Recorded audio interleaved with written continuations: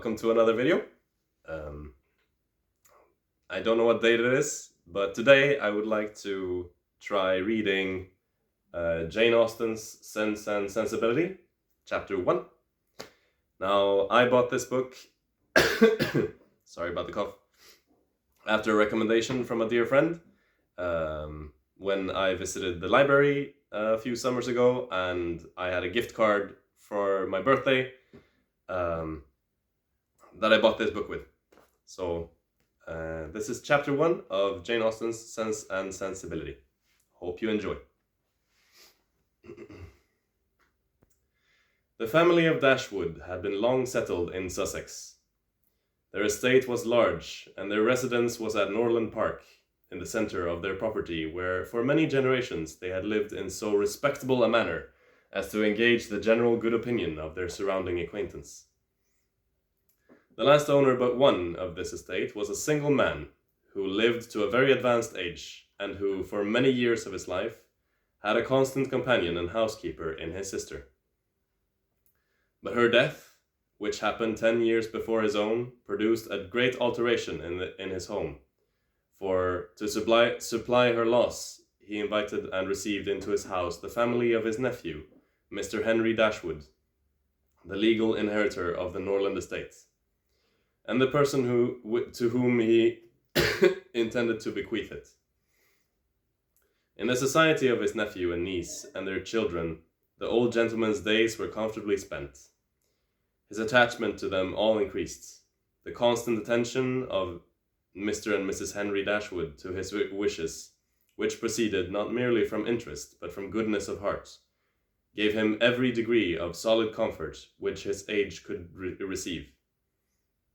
And the cheerfulness of the children added a relish to his existence. By a former marriage, Mr. Henry Dashwood had one son, by his present lady 3 daughters. The son, a steady, respectable young man, was amply provided for by the fortune of his mother, which had been large, and half of which devolved on him on his coming of age. By his own marriage, likewise, which happened soon afterwards, he added to his wealth. His wife had something considerable at present, and something still more to expect hereafter from her mother, her only surviving parent, who had much to give.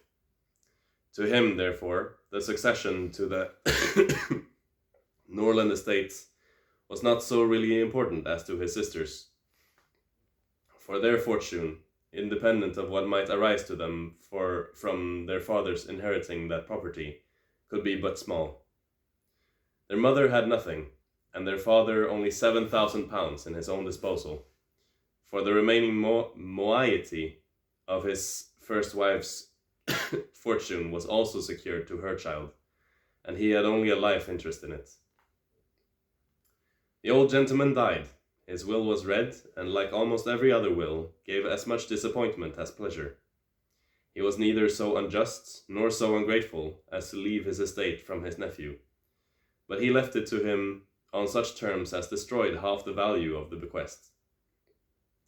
Mr. Dashwood had wished for it more for the sake of his wife and daughters than for himself or his son, but to his son and his son's son, a child of 4 years old, it was secured, in such a way as to leave himself no power of providing for those who were most dear to him, and who most needed a provision by any division of the estates, or by any sale of his valuable woods.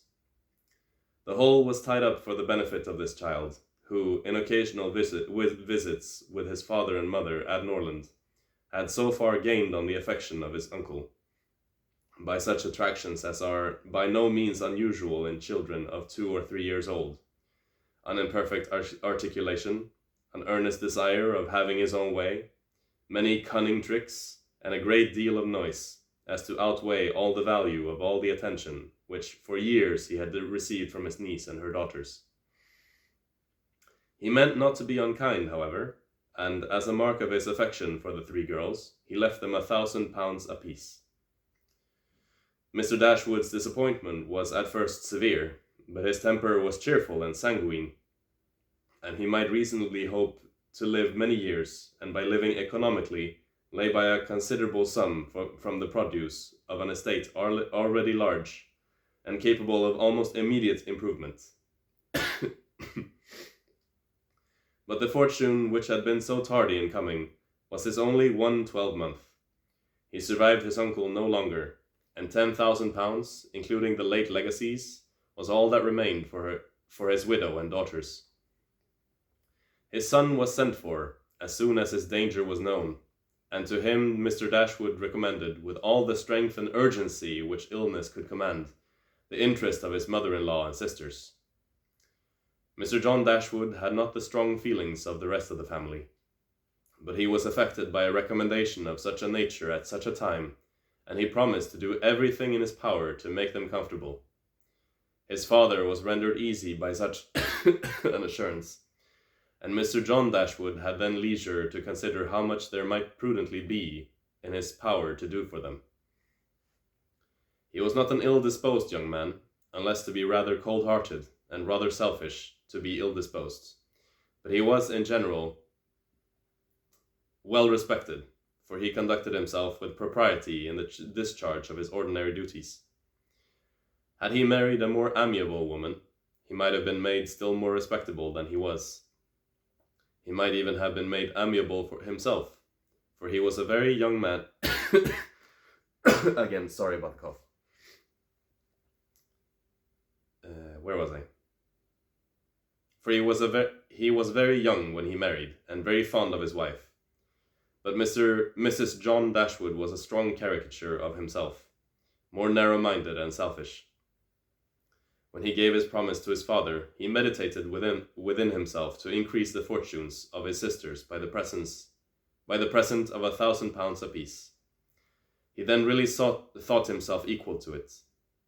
The prospect of £4,000 a year, in addition to his present income, besides the remaining half of his own mother's fortune, warmed his heart and made him feel capable of generosity. Yes!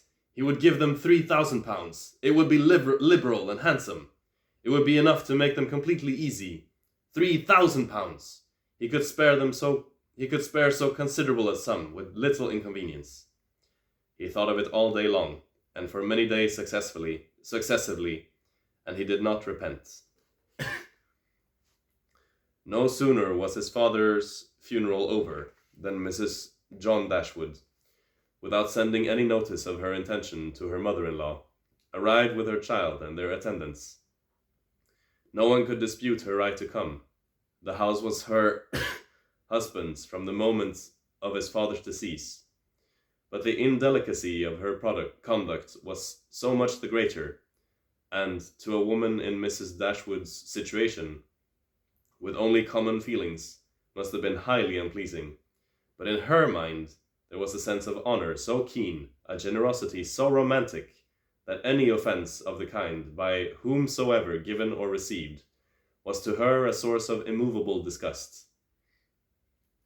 Mrs. John Dashwood had never been a favourite with any of her husband's family, but she had no opportunity, till the present, of shewing them with how little attention to the comfort of other people she could act, when the occasion required it.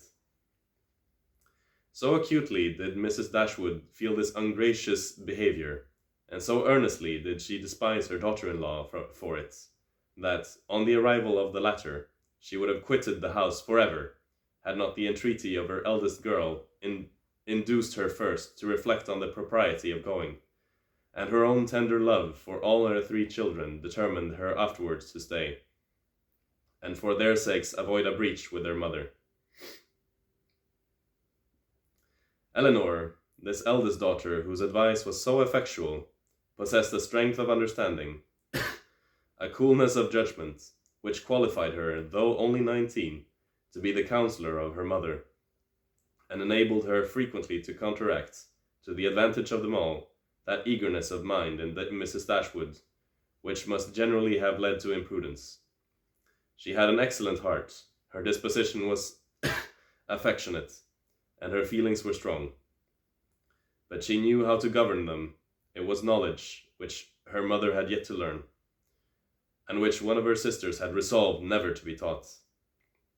Marianne's abilities were, in many respects, quite equal to Eleanor's. She was sensible and clever, but eager in everything. Her sorrows, her joys, could have no moderation. She was generous, amiable, interesting. She was everything but prudent. The resemblance between her and her mother was strikingly great. Eleanor saw with concern the excess of her sister's sensibility, but by Mrs. Dashwood it was valued and cherished.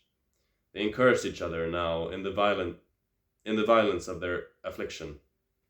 The agony of grief which overpowered them at first was voluntarily renewed, was sought for, was created again and again. They gave themselves up wholly to their sorrow, seeking increase of wretchedness in every reflection that could afford it, and resolved against ever admitting consolation in future. Eleanor, too, was deeply afflicted, but still she could struggle. She could exert herself. She could exert herself.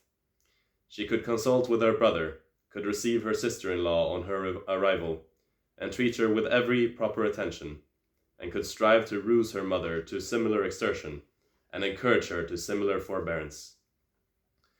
Margaret, the other sister, was a good-humoured, well-disposed girl, but as she had already imbibed a good deal of Marianne's romance, without having much of her sense, she did not, at 13, bid fair to equal her sisters at a more advanced period of life.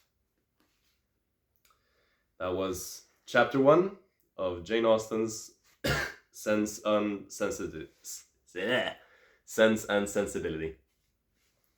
I hope you enjoyed listening.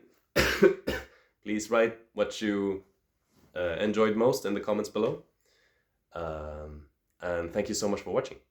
Where's the camera? There. Bye.